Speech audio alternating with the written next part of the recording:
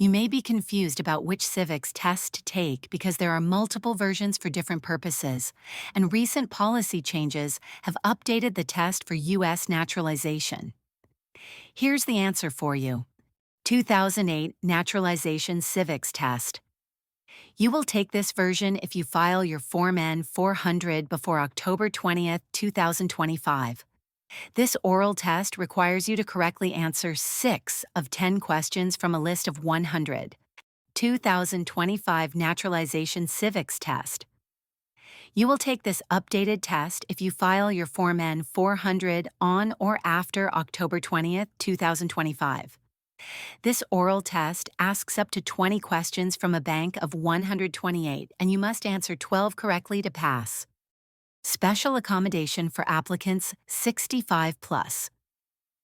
If you are 65 or older and have been a legal permanent resident for at least 20 years, you will take a shorter 10-question version.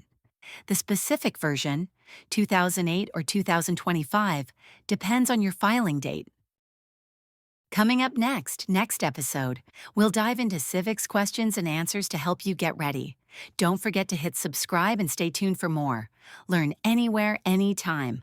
Line by line civics Q&A, don't miss it.